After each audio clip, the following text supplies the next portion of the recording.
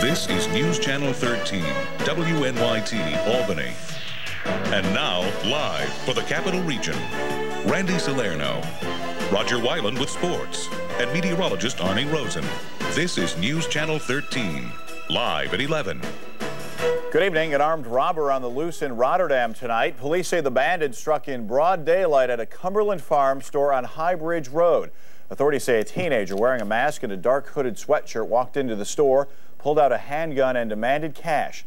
The two clerks handed over the money and the thief fled on foot. Police say the suspect is described as a white male between 5'6" and 5'9". He was wearing a black hooded sweatshirt with orange trim. Now, if you have any information, you are asked to contact Rotterdam police tonight. Meanwhile, in Troy, a boy is in serious condition tonight after being struck and dragged by a car down 10th Street earlier today. Police say 75-year-old Constance Rizzo turned onto 10th from Hoosick when a child on a bike darted out from several parked cars. Rizzo swerved but hit 9-year-old Christopher Cates. Cates was then dragged several feet through a metal speed sign where he was finally disengaged from the car. Rizzo's car continued down an embankment. She was not injured. No charges have been filed at this time. A blanket DWI net overnight pulls in dozens of alleged violators.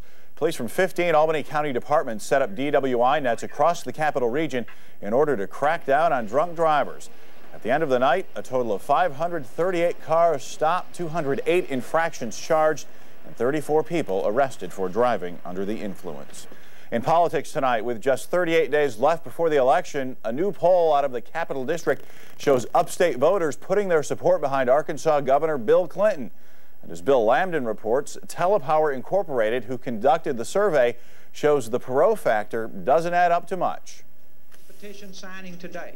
If Ross Perot re-enters the campaign, the telephone survey taken Thursday and Friday evenings indicates about 8% in this area would vote for him. George Bush gets 22%, Bill Clinton 34%, but the largest bloc, 36%, say they are undecided. If Perot stays out of the race, the margin between Clinton and Bush remains about the same. Clinton 43, Bush 30. Undecided is reduced, but still high just 5 weeks before the election, at 27%. The Clinton-Gore bus tour rolled through Albany Friday, minus both Clinton and Gore, who were off campaigning in states where the race is closer. New York was one of a handful of states to go to the caucus in 1988, and at this point, public polls indicate it is in the Democratic column once again. The number 2 spot on the ticket is clearly no help for the Republicans and appears to be a major problem.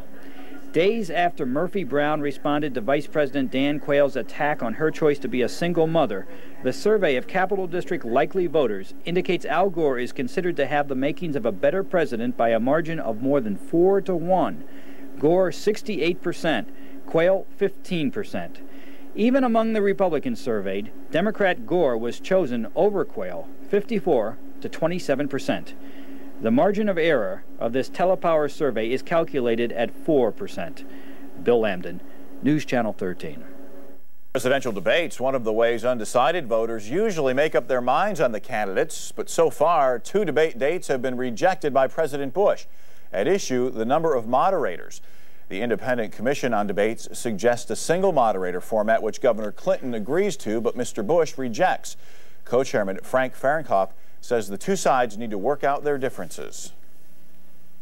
Both campaigns have their own strategy on debates. We're just urging them to sit down, work it out, come to us, and let us put on a debate for the American people. We don't want to, on the commission, take sides between these two candidates and their strategy. Otherwise, we lose our neutrality and our credibility. With just 38 days left before the election, the commission says it's confident the public will see at least one debate between the candidates. Another top-level Bush administration official moves out of the cabinet and into the campaign office tonight. Veterans Affairs Secretary Edward Derwinski resigned from his cabinet job tonight to take a job with the president's re-election campaign. Derwinski, who is unpopular with some veterans, will court support among ethnic voters. Bush campaign officials believe the conservative ethnic vote is crucial to the election. Let's check in with Arnie now, get our first look at that Sunday forecast. And Randy, our Sunday ahead will not be a washout, but there are some more showers in the forecast once again. Early tomorrow morning, about 7 to 8 o'clock. A drizzle in a few spots. Temperatures will be in the upper 50s. When it's not raining tomorrow, it's not going to be a bad day. Temperatures will get up around 70, but again, a few scattered light showers. The best times late morning and again later in the afternoon.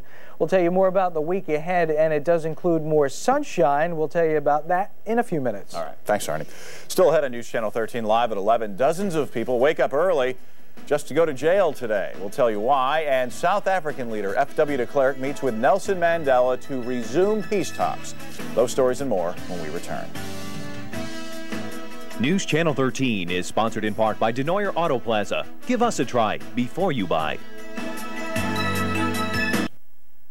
In world news, today's meeting between South African leader F.W. de Klerk and African National Congress leader Nelson Mandela dubbed a success. After a 3-month cooling-off period, the two men met to talk about resolving black township violence. Charles McLean has more. South Africans study the relationship between de Klerk and Mandela the way Britons watched Charles and Diana. Were the smiles warm enough?